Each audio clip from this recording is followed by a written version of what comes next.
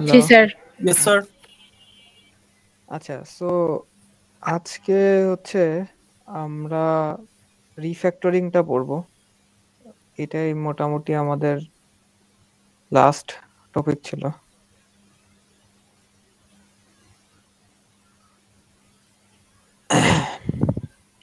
আচ্ছা,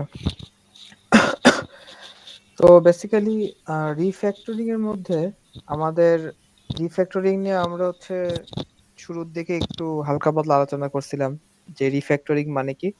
রিফ্যাক্টরিং মানে হইতেছে যে আপনার কোডটা যা আউটপুট যেটা থাকবে আউটপুটটা আমাদের সেম থাকবে, বাট ভেতরের পার্ট গুলোকে আমরা হচ্ছে একটু চেঞ্জ টেঞ্জ করে আর একটু স্ট্রাকচার বা আর একটু মোর এফিশিয়েন্ট ওয়েতে হচ্ছে আর কি সাজাবো। তো এটাই হচ্ছে আমাদের রিফ্যাক্টরিং। আমাদের ভেতরে জিনিসপত্র চেঞ্জ হবে, বাট ফাইনালি আমাদের আউটপুট যেটা থাকে আউটপুটটা আর কি আমাদের হচ্ছে সেম থাকবে।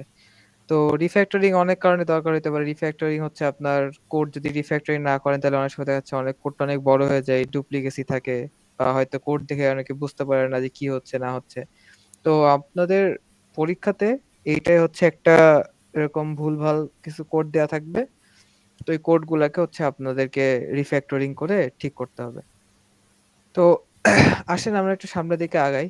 তো এখানটায় দেখেন আমাদের রিফ্যাক্টরিং এ বেসিক্যালি এখানে যেটা বলছে যে আমাদের একটা ইফ এলস একটা কন্ডিশন আছে যে ইফ এটার মধ্যে আমাদের date dot before summer start অথবা date dot after summer end, মানে কি আমাদের সামার শুরুর আগে অথবা যদি আমাদের সামার শেষের পরে হয় তাহলে ওই টাইমটাকে হচ্ছে আমরা উইন্টারের সিজন হিসেবে ডিল করবো এবং উইন্টারের যে প্রাইসটা থাকবে ওই প্রাইসটা হচ্ছে আমরা চার্জ করব। তো আর এলসে হচ্ছে আমরা সামারের পার্টটা দিচ্ছি। তো দেখেন এখানটাই বেসিক্যালি কি করতেছে যে আমাদের উইন্টারটাকে আমরা ধরতেছি। উইন্টারটাকে আমরা কিভাবে ধরতেছি? আমরা সামার স্টার্ট যেখান থেকে হচ্ছে ওইটার আগ থেকে সামার যখন শেষ হবে ওইটার পর থেকে, মানে এটাকে একটু ঘুরায় না লিখে আমি যদি এটাই লিখতে পারতাম স্যাম্পল টুথ। দেখেন এখানটায় বলছে যে ইজ সামার ডেট, যদি আমি সামারটাকে আমি কন্ডিশন ইফ এর মধ্যে আনতাম তাহলে আমি সামারের জন্য চার্জ করতাম, এলস পার্ট হচ্ছে আমি উইন্টারটা দিতাম। তাহলে দেখেন এইখানে যে কোডটা আছে এই স্যাম্পল ওয়ান এর কোডটা থেকে স্যাম্পল টু এর যে কোডটা এটা হচ্ছে আমাদের আরেকটু স্ট্রাকচার বা একটু গোছানো এবং আরেকটু ছোট হয়ে আসছে। তো এই ধরনের কাজগুলোতেই হচ্ছে আমাদের রিফ্যাক্টরিং করা হয়। তো রিফ্যাক্টরিং এ দেখেন এই স্যাম্পল ওয়ান এর যে কোডটা আছে স্যাম্পল টু তে যে কোডটা আছে আপনার দুইটার কোডের আউটপুট হচ্ছে সেম থাকবে। এটাতেও যেটার মোটো এটাতেও হচ্ছে আমাদের সেম মোটো আছে, বাট আমরা এখানে আমাদের কন্ডিশনটা অনেক বড় ছিল, আমরা কন্ডিশনটাকে ছোট করে এনে এরকম একটা মেথড আকার লিখে দিচ্ছি যে ইজ সামার একটা মেথড থাকবে, মেথডের মধ্যে আমরা ডেটা পাস করব, তারপরে হচ্ছে আমরা এখানে জাস্ট আমাদের মতো ক্যালকুলেশনটা করব। সো এই যে এই টাইপের যে কাজগুলো আছে বেসিক্যালি হচ্ছে আপনাদের পরীক্ষার হলে এই টাইপের কাজগুলো হচ্ছে কি করতে হবে, রিফ্যাক্টরিং করতে হবে। তো সামনের দিকে যদি আমরা আগাই এখানে হচ্ছে দেখেন আপনার রিফ্যাক্টরিং আর অ্যাডিং ফাংশন দুইটার মধ্যে কিছু পার্থক্য আছে। তো অ্যাডিং ফাংশন হচ্ছে আপনার কি করে দেখেন আমাদের রিফ্যাক্টরিং এর আমাদের মেইন উদ্দেশ্যই ছিল যে আমরা আমাদের কোডের আউটপুটকে আমরা কখনো চেঞ্জ করব না, বা কোডের মধ্যে আমরা নতুন কোনো ফিচার ইনক্লুড করতে পারবো না। লেটস সে এখানে আমি ইফ এর মধ্যে নতুন করে এমন কোনো একটা ফিচার বা ফাংশন লিখবো না যে ফাংশনটা লিখলে আমার কোডের আউটপুটে চেঞ্জ হয়ে যায় বা আউটপুটে অন্য কিছু চলে আসে। এখানে দেখেন আমি হচ্ছে একটা ফাংশন লিখছি is summer date, is summer যেটা হচ্ছে প্যারামিটার হিসেবে ডেট নিচ্ছে। তো এই ফাংশনটা আমি আমার কোডে যখন আনছি আমার কোডের আউটপুটে কিন্তু কোনো চেঞ্জ হয় নাই, আমি কোনো নতুন এক্সট্রা ফিচার আমি কোডে অ্যাড করি নাই, আমি জাস্ট আমার আগে যে পার্টটা ছিল ওইটাকে হচ্ছে আমি ফাংশন আকারে বা একটা মেথড আকারে লিখে দিছি। তো এখানে ওইটাই বলছে যদি আমি অ্যাড ফাংশনের কথা চিন্তা করি বা অ্যাড মেথডের কথা চিন্তা করি তাহলে এখানে নতুন ক্যাপাবিলিটিস আমি আমার সিস্টেমে অ্যাড করতে পারতেছি, বাট আমি আমার রিফ্যাক্টরিং এ ওইটা করতে পারবো না।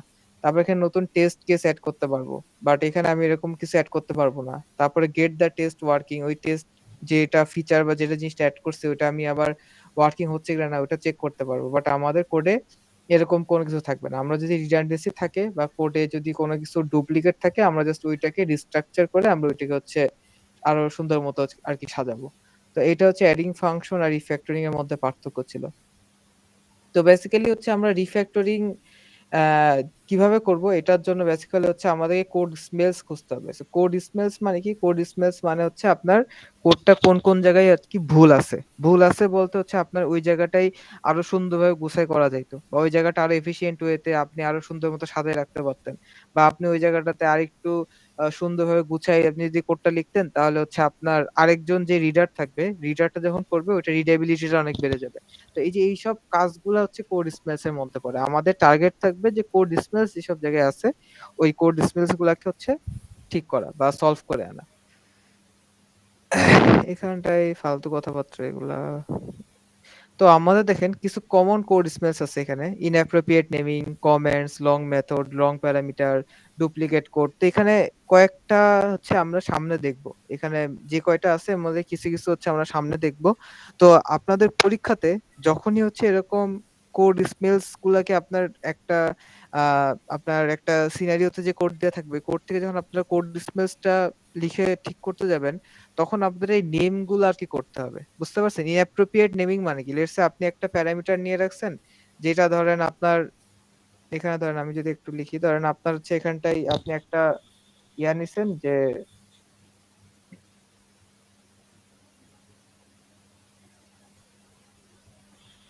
ধরেন আপনি এবি ইকুয়ালস টু হচ্ছে আপনি 64 রাখতেছেন।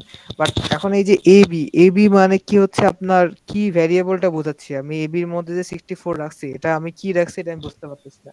বাট আমি যদি এটা এরকম লিখতাম যে alien GTH length equals to 64, তাহলে আমি বুঝতাম যে আচ্ছা না ঠিক আছে আমার এখানটাই কোনো একটা কিছু লেন্থ আমি ওই লেন্থটা হচ্ছে এখানে স্টোর করতেছি। তো এইগুলাকে হচ্ছে ইনঅ্যাপ্রোপ্রিয়েট নেমিং বলে। এখন আপনার কোডে পরীক্ষার কোডে থাকবে যে এরকম। আপনি তাহলে তখন ঠিক করে এরকম লিখবেন। এখন আপনি যদি ঠিক করে এরকম লেখেন তাহলে আপনাকে অবশ্যই এইটার যে প্যারামিটার বা এটার যে কোড স্পেলের নাম ওইটা লিখতে হবে। এখানে যেমন ইনঅ্যাপ্রোপ্রিয়েট নেমিং আছে, আপনাকে আগে মেনশন করতে হবে যে এখানে ইনঅ্যাপ্রোপ্রিয়েট নেমিং হইছে। সো এটা আমি এই কোড স্পেলটা হইছে, এই কোড স্পেলটা আমি এখন ঠিক করতেছি। সো আপনি যদি ওই নামগুলা না লেখেন, যদি শুধুমাত্র কোড স্পেলটাকে ঠিক করেন তাহলে কিন্তু নাম্বার পাবেন না। ঠিক আছে? সো পরীক্ষার হলে আপনাকে ওই কোড স্পেলটার নাম সহ হচ্ছে আপনাকে লিখতে হবে। তো আসেন আমরা সামনের দিকে আগাই। এখানটায় হচ্ছে আমরা দেখতে পারবো। সো ইনঅ্যাপ্রোপ্রিয়েট নেমিং মানে যেটা বলতেছিলাম যে আপনার নামটা হচ্ছে ইনঅ্যাপ্রোপ্রিয়েট ওয়েতে লেখা আছে। সো এখানে দেখেন আপনার একটা নাম আছে প্রাইভেট স্ট্রিং এস। এখন প্রাইভেট স্ট্রিং এস দ্বারা এস যে একটা ভ্যারিয়েবল, এই ভ্যারিয়েবলের মধ্যে আমি কি স্টোর করব এটা হচ্ছে আমি দেখে বুঝতে পারতেছি না। বাট আমি যদি এটা লিখতাম প্রাইভেট স্ট্রিং স্যালারি তাইলে বোঝা যেত যে আচ্ছা না ঠিক আছে আমার যে একটা ভ্যারিয়েবল আছে এই ভ্যারিয়েবলের মধ্যে হচ্ছে আমি স্যালারিটাকে হচ্ছে সেভ করে রাখতেছি। আবার এখানে দেখেন আপনার একটা আমি যে শুধু আপনার প্যারামিটারের নামকেই ভ্যারিয়েবলের নেমকেই চেঞ্জ করবো এরকম না। আমি আমার মেথড যদি থাকে বা আমাদের ফাংশন যদি থাকে তাহলে ফাংশনের নামটাকে হচ্ছে আমাদেরকে চেঞ্জ করতে হবে। লাইক এখানে যেমন দেয়া আছে যে পাবলিক ডাবল ক্যালক। এখন এই ক্যালক মানে কি? আবার এখানে দেখেন প্যারামিটার হিসেবে পাস করতেছে এস। সো এস আর ক্যালক আমি কোনটাই বুঝতে পারতেছি না। যেটা দ্বারা আমার এই ফাংশনটার মধ্যে কি হচ্ছে আর ফাংশনটা কি প্যারামিটারই বা নিচ্ছে। তো এখানটায় আমরা বেসিক্যালি যেটা করতেছি আমরা এই ফাংশনের নামটাকে হচ্ছে পুরাপুরি ঠিক মতো লিখতেছি। ক্যালকুলেট ফেডারেল ট্যাক্সেস আবার ভেতরে দেখেন আপনি স্যালারি লিখতেছেন। তো এখন এইটাতে ২ টা সুবিধা হয়। একটা হচ্ছে আপনার নেমিং কনভেনশনটা ঠিক থাকে। আপনি প্রপার ইন অ্যাপ্রোপ্রিয়েট একটা নেমিং ইউজ করতেছেন। সাথে করে আমরা যখন এই যে এই টাইপের লাইনগুলো লিখি আমাদের এটার জন্য উপরে একটা আবার কমেন্ট লাইন দিতে হয়। স্ল্যাশ দিয়ে লিখতে হয় যে আচ্ছা ঠিক আছে এর মধ্যে এই ফাংশনটা এই কাজ করতেছে বা ওই ফাংশনটা এই কাজ করতেছে। তো আপনি যখন প্রপার নেমিং কোনো কিছু একটা দিয়ে দিবেন তখন হচ্ছে আপনার কমেন্টসটাকেও অতভাবে মানে অত বারবার ইউজ করা লাগে না। সো আমরা এখান থেকে কমেন্টস ইউজ করার হাত থেকে রক্ষা পাইতে পারি। ঠিক আছে? সো এই যে inappropriate নেমিং এর মাধ্যমে আমরা মোটামুটি এই টাইপের প্রবলেম গুলা হচ্ছে সলভ করতে পারবো। তো inappropriate নেমিং যদি আপনার কোডে থাকে বা আপনার পরীক্ষার হলে থাকে তাহলে হচ্ছে আপনাকে এই যে এরকম ভাবে জাস্ট লিখতে হবে যে আচ্ছা ঠিক আছে এটা inappropriate নেমিং আছে। তারপরে আপনাকে জাস্ট কোডটা ঠিক করে রিফ্যাক্টর করে আপনাকে কোডটা লিখতে হবে। তো এটা গেল হচ্ছে আমাদের একটা কোড স্মেল। এরপরে আরেকটা কোড স্মেল আছে হচ্ছে কেউ কিছু বলতেছিলেন? আচ্ছা স্যার, এখানে কি শর্ট ফর্মে কোনো কিছু লেখা থাকলে ওইটাকেও চেঞ্জ করতে হবে? হ্যাঁ, শর্ট ফর্মে যেমন এখানে দেখেন ক্যালক লেখা আছে। সো ক্যালক মানে তো আমি বুঝতেছি না কি আছে। আপনার মানে কোশ্চেনে দেখা যাবে যে এরকম লেখা আছে এস বা এবি বা এবিসিডি এরকম ভাবে লিখে দিচ্ছে।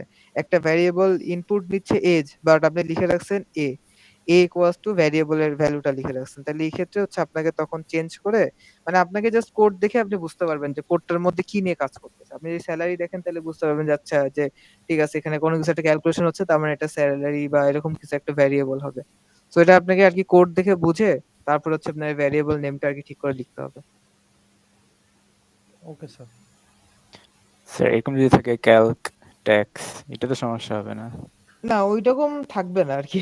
মানে আপনাদেরকে ভুলই দিবে। ঠিক আছে? সো এই যে এরকম আচ্ছা ক্যালক অথবা এস অথবা সিএএল ছোটখাটো আপনি দেখলেই বুঝতে পারবেন যে এটা হচ্ছে আপনার এটা ভুল আছে। মানে ভুল আছে বলতে এখানে শর্ট ফর্ম ইউজ করছে। এটাকে আপনাকে ঠিক করে লিখতে হবে। আপনারা এটা ভুলটা ধরতে পারেন কিন্তু এই যে এটার নেম যে inappropriate নেমিং এই কথাটা আপনারা খাতায় লেখেন না। সো আপনাদেরকে অবশ্যই কোন কোড স্মেলটা আপনি ধরছেন আপনার পরীক্ষার কোশ্চেনে দেখা যাবে যে ৬ টা বা ৭ টা বা ৪ টা ৫ টা এরকম কোড স্মেল দিবে। তো এই ৪ টা ৫ টা কোড স্মেল যেগুলোই থাকবে প্রত্যেকটা আপনাকে মেনশন করতে হবে যে আচ্ছা ঠিক আছে এই কোড স্মেলের জন্য এখানে আমি এই চেঞ্জটা করতেছি। ঠিক আছে? সো এটা হচ্ছে আপনাদের টার্গেট থাকবে। তো আচ্ছা ঠিক আছে। তো এরপরে এখানে আমি যেটা বলতেছিলাম যে কমেন্টস এর কথাটা। তো আমরা হচ্ছে এখানেও কমেন্টস কেও আমরা একটা কোড স্মেল হিসাবে হচ্ছে ডিল করি। যে অতিরিক্ত আমাদের কোডে যদি অতিরিক্ত কমেন্টস থাকে তাইলে ওইটা অনেক সময় হচ্ছে আমাদের কোড স্মেলে পরিণত হয়ে যায় আরকি। তো কোড স্মেল যদি আমাদের হচ্ছে কমেন্টস হয় তাহলে সেক্ষেত্রে আমাদের রেমেডিস বা সলিউশনের ৩ টা ওয়ে আছে।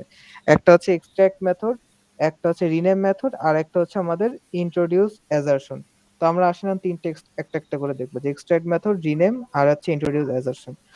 তো এখানটায় দেখেন আপনার এই যে এই কোডটাতে আপনার এখানটায় হচ্ছে যদি আমি দেখি আপনার একটা ক্লাস আছে যে পাবলিক ক্লাস মাই লিস্ট এর মধ্যে কিছু একটা ভ্যারিয়েবল নিয়ে আমি কোনো কিছু স্টোর মিস্টোর করতেছি।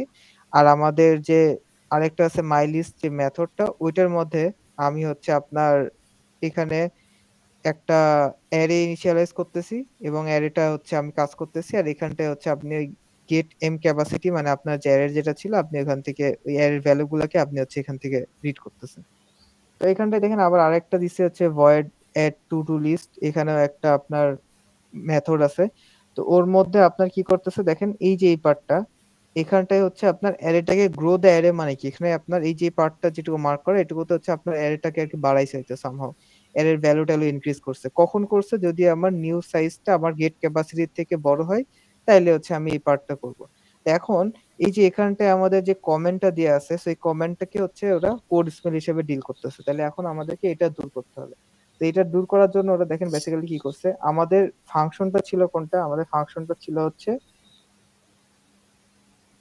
এই যে এটা অ্যাড টু ডু লিস্ট। তো এখন আমি যদি পরের পার্টটায় যাই তো দেখেন এখন এখানটায় আপনার অ্যাড টু ডু লিস্ট এইটা যেটা ছিল এইটা আর এখনকার এইটা দেখেন মোটামুটি দুইটা কিন্তু অনেকটা ছোট হয়ে গেছে মানে এই অ্যাড টু ডু লিস্ট আর এটা দুইটার মধ্যে দেখেন অনেক পার্থক্য আছে।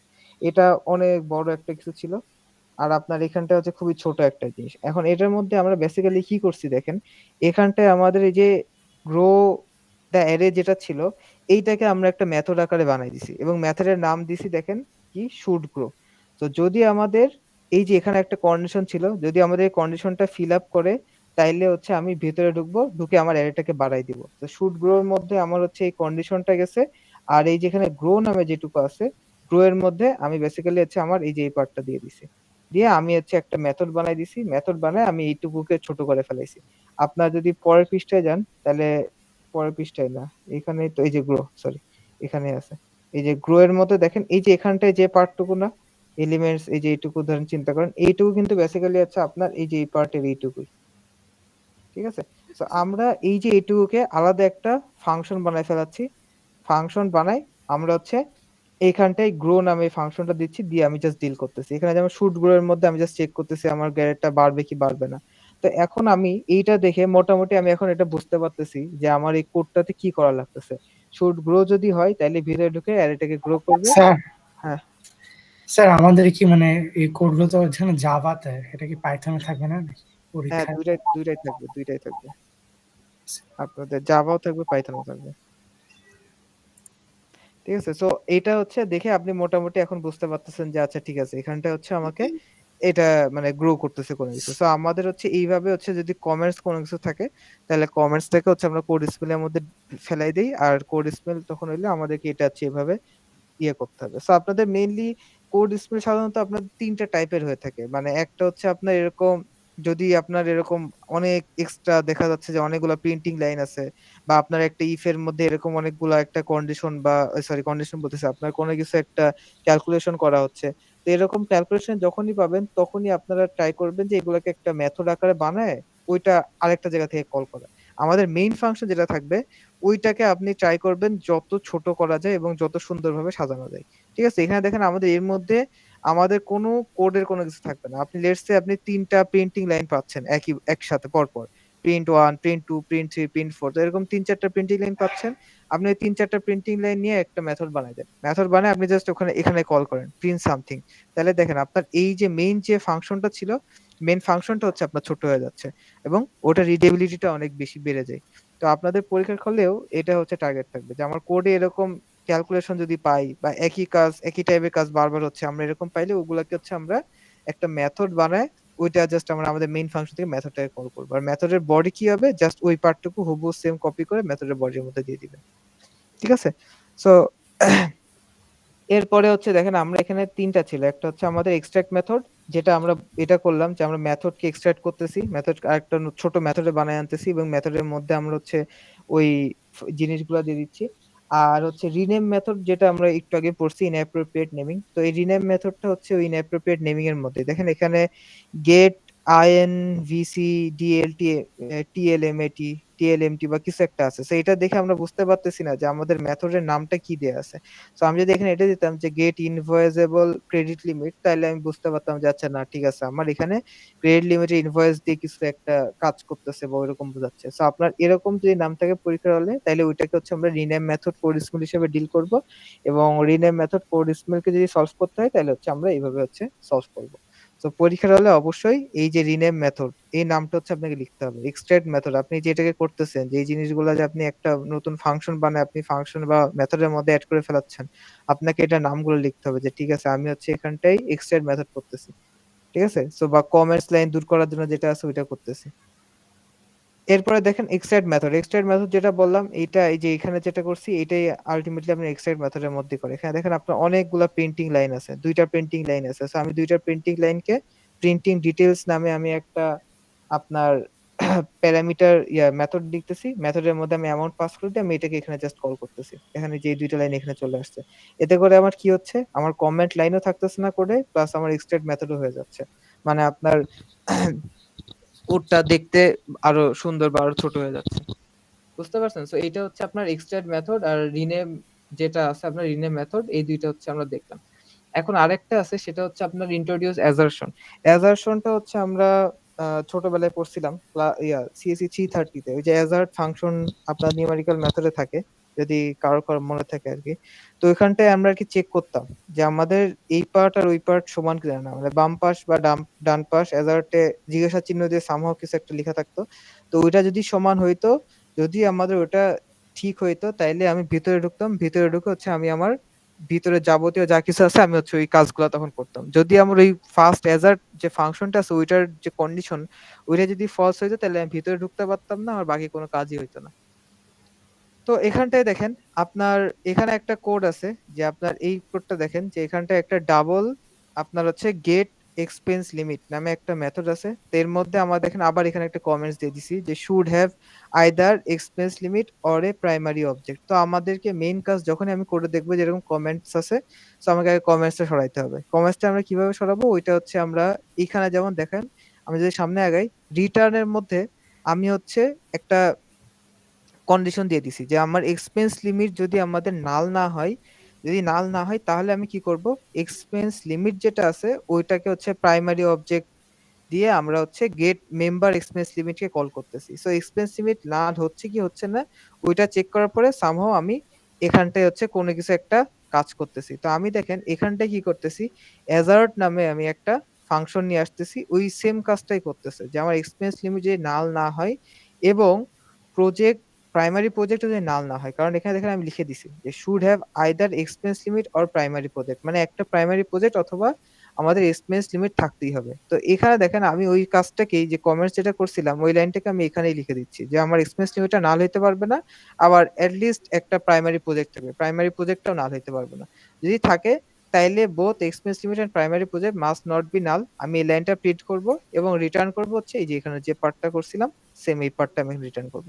তো এটাতে আমার কি হচ্ছে, আমি এখান থেকে আমার কমেন্টসটাকে দূর করতে পারতেছি এবং অ্যাজার্ট ফাংশনটা ইউজ করার মাধ্যমে আমি হচ্ছে এখানে যে লাইনটা ছিল ওইটা আর আমার রিটার্নের মধ্যে যে ইয়াটা ছিল ওই দুইটাকে আমি একসাথে একটা কন্ডিশন বা একটা চেক করার মাধ্যমে চেকারের মাধ্যমে এনে আমি চেক করতে পারতেছি। অ্যাজার্টটা আপনাদের পরীক্ষাতে থাকে না, বেসিক্যালি আপনাদের রিনেম ফাংশন এক্সট্রাক্ট মেথড এগুলাই বেশি থাকে। সো মানে বাট অ্যাজারটা হচ্ছে আর কিভাবে কাজ করে যে আপনার অ্যাজার্টের মধ্যে আমরা কোনো একটা কন্ডিশন দেই, যদি কন্ডিশনটা ট্রু হয় তাইলেই হচ্ছে আমার রিটার্নে যাবে, যদি এটা ফলস হয় তাহলে আমার রিটার্নে যাবে না, মানে পরের পার্টগুলো আর এক্সিকিউটই করবে না।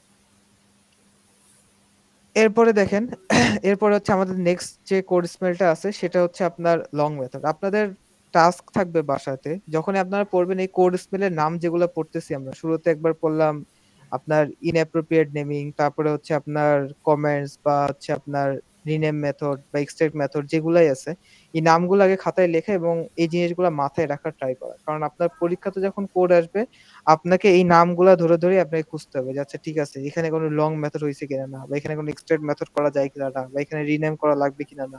এইগুলা খুঁজে পাইলেই হচ্ছে আপনি তখন আপনার রিফ্যাক্টরিং মানে আপনার কোডটা রিফ্যাক্টর করতে আপনার জন্য অনেক মানে আর কি সুবিধা হবে। তো আসেন এরপরে যেটা আছে সেটা হচ্ছে যে আমাদের লং মেথড। এখন লং মেথড জিনিসটা সলভ করার ওয়ে হচ্ছে এই কয়টা, যে আমাদের এক্সট্রাক্ট মেথড যেটা আমরা আগে শিখে আসছি, রিপ্লেস টেম্প বা টেম্পোরারি উইথ কোয়েরি এটা আমরা সামনে দেখবো, introduce parameter object, preserve whole object, decompose conditional, এগুলো আমরা সামনে আস্তে আস্তে দেখবো। তো আমরা যে লং মেথড আপনাদের কোডে থাকে, সো লং মেথডটা বলতে আমরা কি বোঝাচ্ছি, দেখেন আমার টাস্ক হচ্ছে এটা প্রিন্ট করা, এই যে এটার মধ্যে যেটা আছে নেম জন জেনের জনসন, তারপর হচ্ছে আমাদের এন্ডিং একটা ট্যাগ। তো এখন আমি দেখেন এখানটায় কি করতেছি, আমি রেজাল্ট ডট অ্যাপেন্ড, ফার্স্টে আমি এটাকে অ্যাপেন্ড করতেছি, এই যে এই সাইনটাকে, তারপরে নেমটাকে অ্যাপেন্ড করতেছি, তারপরে এইটাকে অ্যাপেন্ড করতেছি, তারপরে আমার যে স্ট্রিং যেটা আছে এই যে এই লাইনটা দিয়ে অ্যাপেন্ড স্ট্রিংটাকে করতেছি, তারপরে আবার আমি হচ্ছে আমার সরি এই যে এখানটা এই যে ভ্যারিয়েবল যদি হয় তাইলে আমি চেক করতেছি এবং আমার ভ্যালুটাকে বা রেজাল্ট যেটা নেম আছে ওইটাকে অ্যাপেন্ড করতেছি, লাস্টে আমি আবার বসে বসে এই যে এখানে যেটা আছে এটাকে এন্ডিং করতেছি, আবার নেমের জন্য যেটা আছে ওইটা করতেছি, করে আমি আবার লাস্টে ক্লোজিং করতেছি। তো এখানটায় দেখেন আমার এখন যদি আমি আরেকটা নেমকে যদি আমি সেম ভাবে যদি আমি এখানে আমার কোডে আনতে চাই এইচটিএমএল ট্যাগের মাধ্যমে, তাহলে কি আমাকে আবার সেম ভাবে এই কোডটা আবার লিখতে হবে, অ্যাপেন্ড এটা, তারপরে নেম, তারপরে আবার ক্লোজ করো, ভ্যালু দাও, তারপরে আবার ক্লোজ করো, আবার সেম ভাবে আবার নেম, ফার্স্টে একটা ওপেনিং নেম, তারপরে আবার ক্লোজ করো, তারপরে স্ট্রিং এ ভ্যালু নাও, তারপরে আবার এই জিনিসটাকে ওপেন করো, স্ল্যাশ দাও। তো আমি চাচ্ছি এই যে এখানে অনেকগুলো লং মেথড ইউজ করা হয়েছে, বারবার আমি অ্যাপেন্ডটাকে বারবার ইউজ করতেছি। তো আমি এরকম না করে আমি কি করতে পারতাম, আমি এইটুকুর জন্য একটা মেথড বানাইতে পারতাম, প্লাস আমি এখান থেকে এই যে এইটুকুর জন্য আরেকটা মেথড বানায়, তাহলে আমি কাজ করলে আমার কি হইতো, আমি জাস্ট তিনটা মেথড কল করলেই আমার বারবার আমাকে এই মেথড গুলোকে বারবার কল করা লাগতো না। তো এখানটায় দেখেন আপনার ওই কাজটাই করছে, যে এখানে আমাদের রাইটিং ওপেন ট্যাগ আর রাইটিং এন্ড ট্যাগ আর মাঝখানে হচ্ছে আপনার রেজাল্টের জন্য দিয়ে দিছে। তো এখন এই কোডটা করার ফলে আপনার এখন এই কোডটা আর এখানে যেটা আউটপুট আসতো সেম জিনিসই দিচ্ছে, বাট আমি হচ্ছে এখানটায় এই যে আপনার রাইটে আপনার হচ্ছে যদি আমি ওপেন ট্যাগে যাই তাহলে এখান থেকে ওপেন ট্যাগের মধ্যে আমি এইটুকুকে নিয়ে নিচ্ছি, এন্ডিং ট্যাগের মধ্যে আমি এইটুকুকে নিয়ে নিচ্ছি, যদি ভ্যালু লাগে তাহলে ভ্যালুর জন্য ওই যে এখানে যেটা ছিল আমাদের জ্যানেট জনসন ওইটার জন্য আমি এটা করতেছি, আর এটা হচ্ছে আপনার যদি থাকে তাইলে হচ্ছে আমি মেইন ফাংশন যেটা এটা করতেছি। তো বেসিক্যালি এখানটায় যেটা হচ্ছে যে আমাদের এখানে যে কাজগুলো হইতো অনেকগুলো মেথড আমি আমার মেইন ফাংশনের মধ্যে ইউজ করতেছিলাম, বাট এখন কি হচ্ছে আমাদের মেইন ফাংশনটা অনেক ছোট হয়ে গেছে এবং এটাতে জাস্ট আমি হচ্ছে মেথড গুলাকে কমায় এনে আমি জাস্ট এটাকে হচ্ছে আমি বারবার আমার যে জিনিসগুলো বানানো আছে ওখান থেকে আমি কল করে আমি আউটপুটটা নিচ্ছি। এখানে আমাদের এক্সট্রাক্ট মেথডও ফলো করা হচ্ছে, প্লাস আমাদের লং মেথড নামে যে কোড স্মেলটা ছিল ওইটা হচ্ছে এখানটায় আমাদের সলভ হয়ে যাচ্ছে। তো আপনাদের পরীক্ষাতে যদি এরকম পান যে আপনাদের মেথড গুলা মানে এরকম ছোটখাটো কাজ অনেকবার করা লাগতেছে, এরকমই ধরেন আপনি একটা ভ্যালু ইনপুট দিচ্ছেন, ইনপুটের আগে কোনো কিছু একটা চেক করতেছেন যে ভ্যালুটা ইভেন নাকি অড, চেক করার পরে আপনি ভ্যালুটার কোনো একটা ক্যালকুলেশন করে আপনি আবার চেক করতেছেন যে আপনার ভ্যালুটার লেন্থ ৮ হচ্ছে কিনা না। তো এরকম বারবার যদি কোনো কিছু চেক করা লাগে তাহলে আপনি ওই চেকারটাকে আপনি হচ্ছে আলাদা একটা মেথড বানায় ফেলাবেন। মেথড বানায় আপনি জাস্ট আপনার যে মেইন বডি ফাংশন যেটা থাকবে ওইখানে জাস্ট ওই মেথডটাকে কল করতে হবে। তো এটা হচ্ছে আমাদের লং মেথডের মধ্যে পড়ে।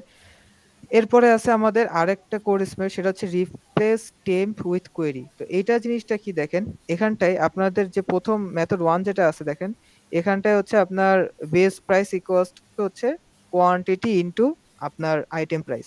তো এখানটায় হচ্ছে আপনার বেস প্রাইসের মধ্যে আমি সামথিং কিছু একটা গুণ করতেছি, এরপর এখানে চেক করতেছি বেস প্রাইস যদি আমি 1000 এর উপরে হয় তাহলে আমি বেস প্রাইসের সাথে কিছু একটা গুণ করে রিটার্ন করব, অথবা না হলে আমি বেস প্রাইসের সাথে আরেকটু অন্য কিছু গুণ করে রিটার্ন করব।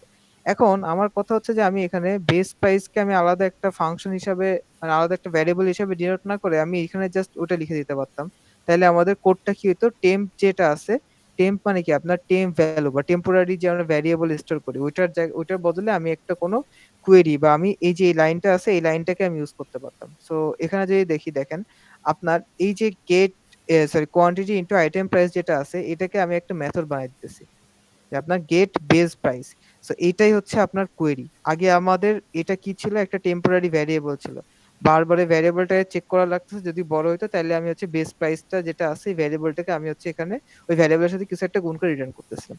বাট এখন আমি কি করতেছি, আমার এখানে যে লাইনটা আছে ওই লাইনটাকে আমি হচ্ছে একটা গেট বেস প্রাইস নামে একটা মেথড বানাই দিতেছি, এবং ওই মেথডটা যদি আমাদের 1000 থেকে বড় হয় তাহলে আমি সামথিং গুণ করতেছি অথবা আরেকটু অন্য কিছু গুণ করতেছি।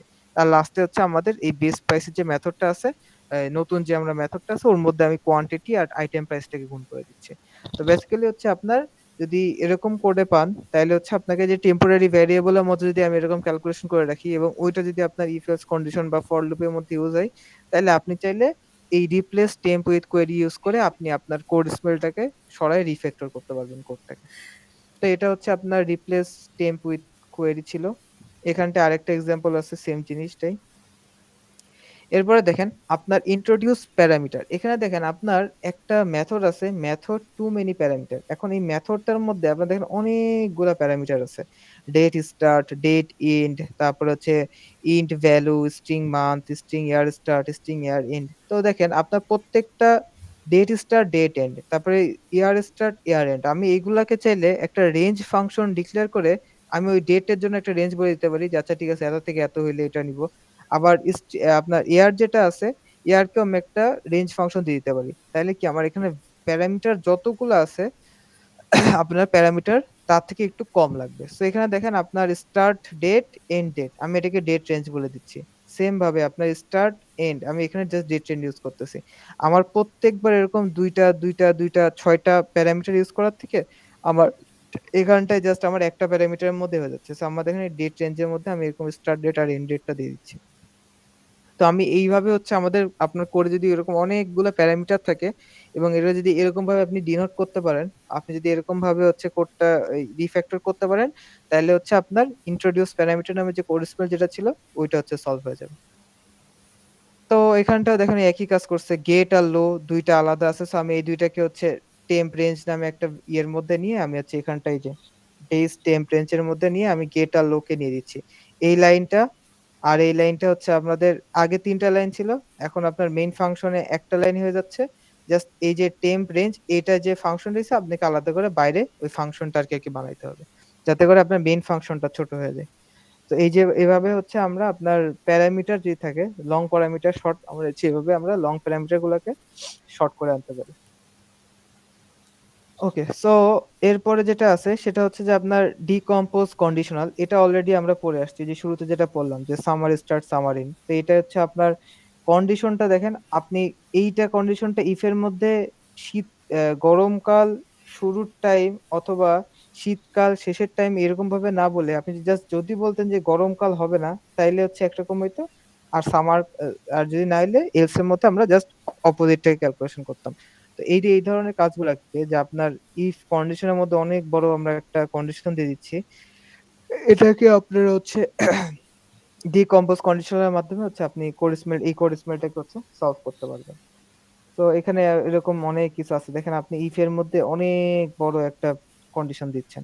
তো আমি চাচ্ছি না এরকম কোনো কিছু একটা কন্ডিশন দিতে, আমি জাস্ট হচ্ছে এটাকে ছোট করে আনবো। তো এখানে পর আপনাকে হচ্ছে এটাকে জাস্ট আপনাকে ছোট করে আপনি হচ্ছে এইটার কোড স্মেলটা হচ্ছে সলভ করতে পারেন।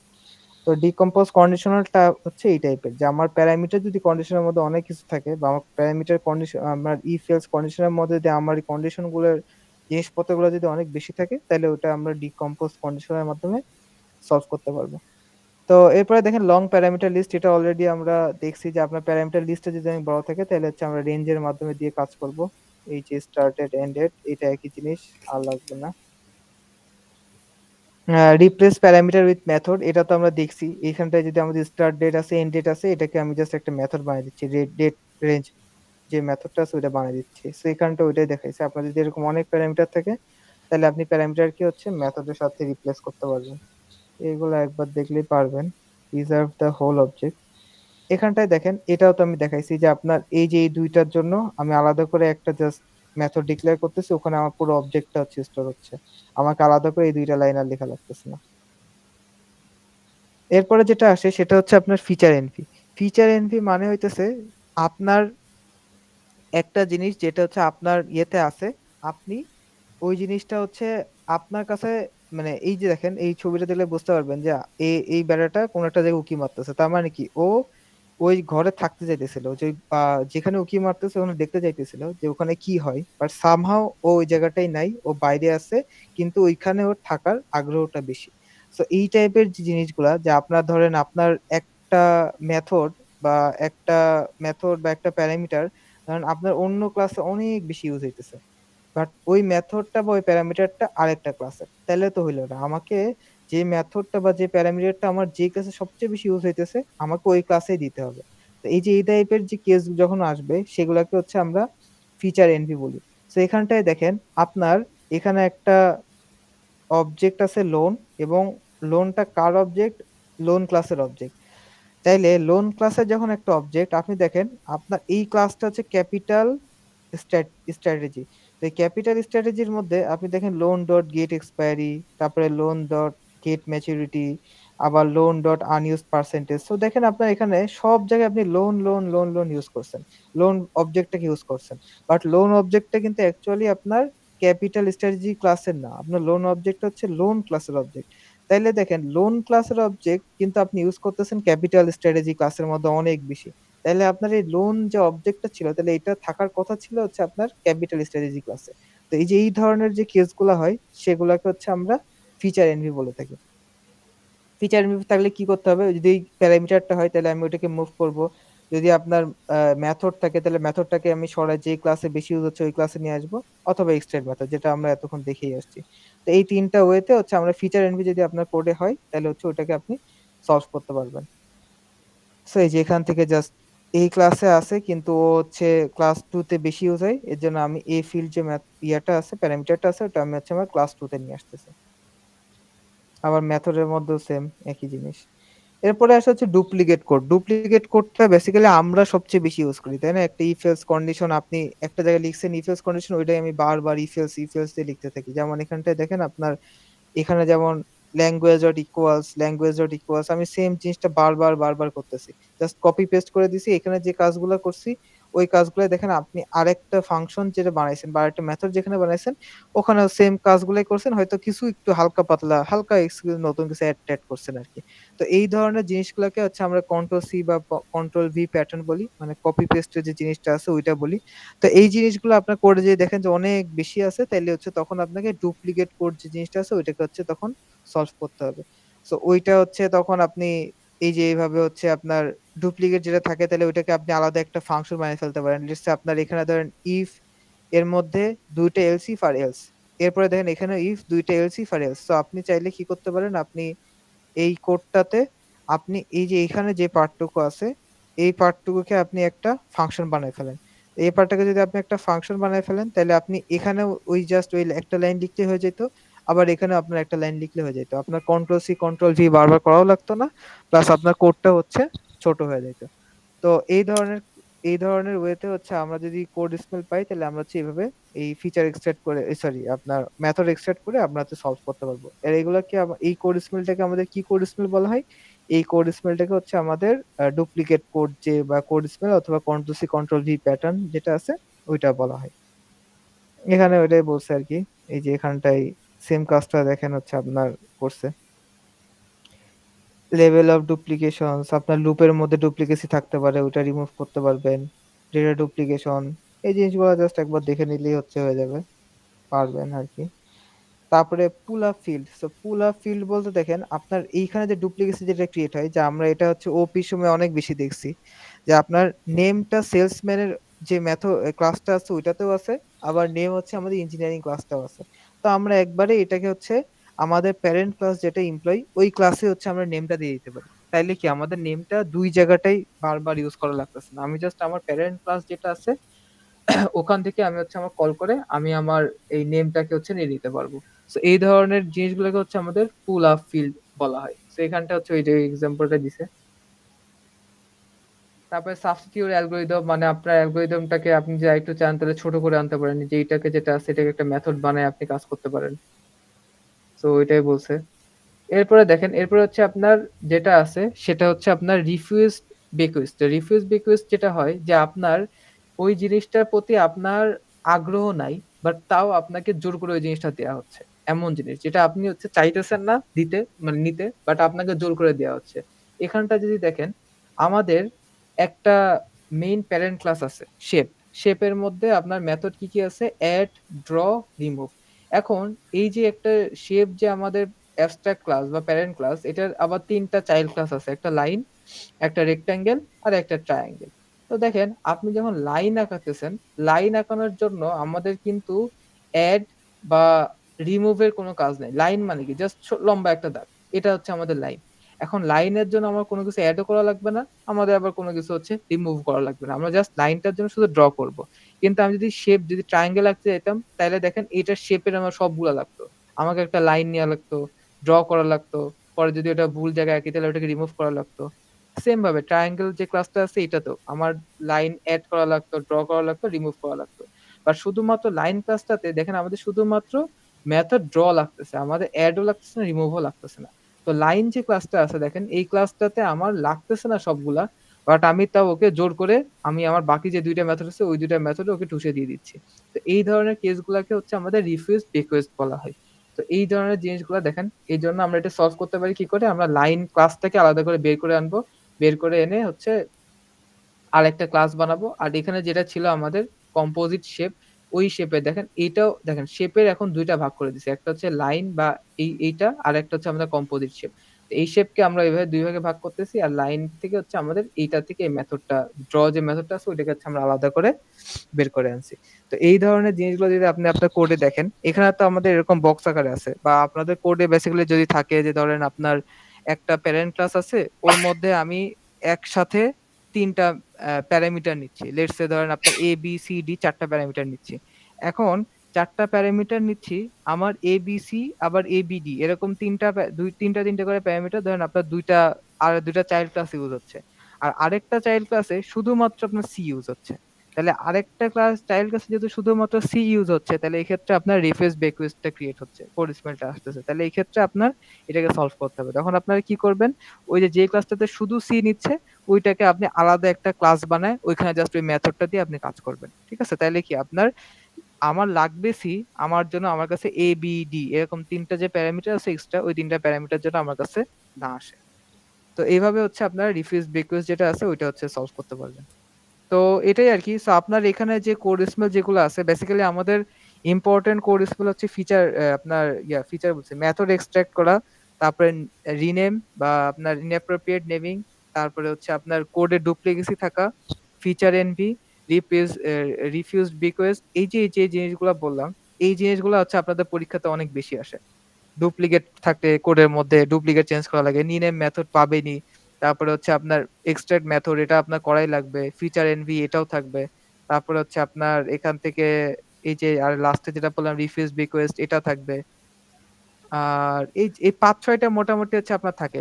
লং প্যারামিটার শর্ট এটা থাকে বা নাও থাকে, এটা অতটা ইম্পর্টেন্ট না। বাট এই যে কন্ডিশনের মধ্যে এই যে এটাকে একটা ফাংশন বানাই দেওয়া বা এক্সট্রাক্ট মেথড করা, এই ৩-৪টা বা ৪-৫টা যে জিনিসগুলো আছে আপনার, ওই ৪-৫টা জিনিস হচ্ছে অনেক বেশি আসে। তো আপনাদের এটাতে যদি ৬-৭ নাম্বার থাকে তাহলে আপনার দেখা যাচ্ছে যে মিনিমাম ৪-৫টা হচ্ছে কোড স্মেল আপনাকে ওখানে খুঁজে বের করতেই হবে আর কি। এইটাই তো ছিল মোটামুটি হচ্ছে আমাদের রিফ্যাক্টরিং। কারোর কোনো কোশ্চেন আছে পড়াতে?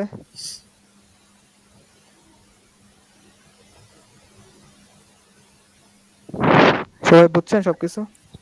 স্যার আমাদের টপিক কি এই পর্যন্তই, ফাইনালসে পুরোপুরি?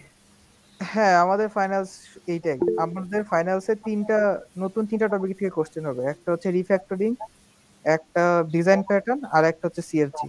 আর আপনাদের মিডের টপিকের থেকে একটা সেট কোশ্চেন আসবে।